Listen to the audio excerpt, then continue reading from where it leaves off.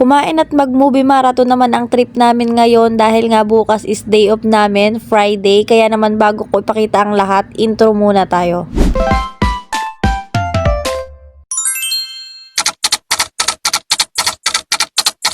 Hi guys! Welcome back sa video ng Squad Diaries. So today is Thursday and bukas is day off namin, Friday. And dahil nga walang pasok yung iba sa amin, kaya naman naisipan namin na ituloy na yung aming plano na kumain sa rooftop at mag-movie marathon doon. Since hindi naman ganun ka-full yung schedule namin this week, kaya hindi masyadong pagod, kaya walang magpapahinga sa pamilyang ito. So habang nasa trabaho pa nga yung iba is nag-prepare na din sila ng food. So bali ako pala may pasok din pero nakauwi lang ako ng maaga. So pagdating ko, nakaluto na din sila ng ibang ulam na dadalhin namin sa rooftop. Thank you sa aming chef, Kriza and April. Pagtapos nga nilang maluto yung ulam, yun namang mga snack ang prepare at niluto nila dahil nga mag-movie marathon kami. Mahaba-habang oras yon, kaya naman kailangan din namin ng food. So ang mga niluto lang pala namin dito is kung ano yung available sa ref and then yung mga tira naming stock dahil nga bukas pa kami mag-grocery ng aming panibagong stock for 2 weeks. And then after nga ng ilang hours na pag-prepare at pagluluto,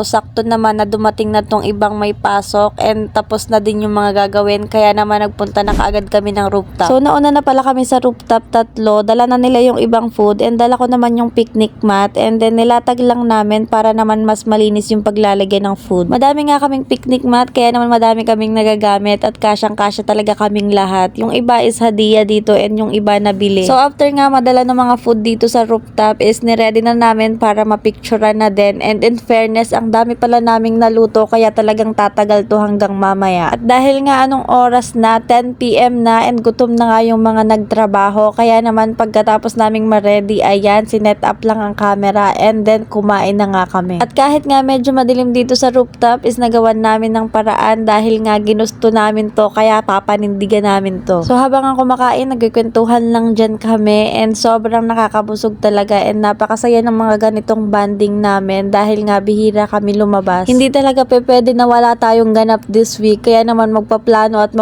ng mga kung ano-ano. So pagkatapos nga namin kumain dyan is nagtatanungan na kami kung ano nga yung papanoodin namin. At hindi pa nga nagkakasundo kung ano yung papanoodin talaga namin dahil may mga kanya-kanyang gusto. Kaya naman ang sinearch ko na lang is killer or horror para naman may thrill tong gabi na to. Mas masaya kasing manood ng mga horror or yung mga suspense movie kapag marami kayo and then ganitong madilim yung paligid nyo. At kahit nga kakasimula pa lang ng movie, kumakain na naman kami, pero don't worry guys, ice cream lang to dahil nga tapos na kaming kumain, so nag-dessert naman kami. At dahil nga tunaw na din yung ice cream, kaya naman naisipan ng kainin habang hindi pa siya natutunaw ng tuluyan. So ganito lang yung ganap namin, nood-nood lang and hanggang 12 midnight lang pala kami kasi naalala namin lalabas pala kami bukas para mag-grocery. So it means hindi kami makakatulog sa umaga dahil nga lalabas, kung magpapaabot pa kami dito ng umaga, wala na kaming lakas bukas pag-grocery. Kaya naman nagligpit na kami at nag-decide na bumaba na para magpahinga at matulog dahil nga bukas may ganap na naman. So kung nakaabot ka nga hanggang dito sa dulo, ay thank you for watching guys and pa-follow and like na din ang aming page. See you in our next vlog. Bye-bye!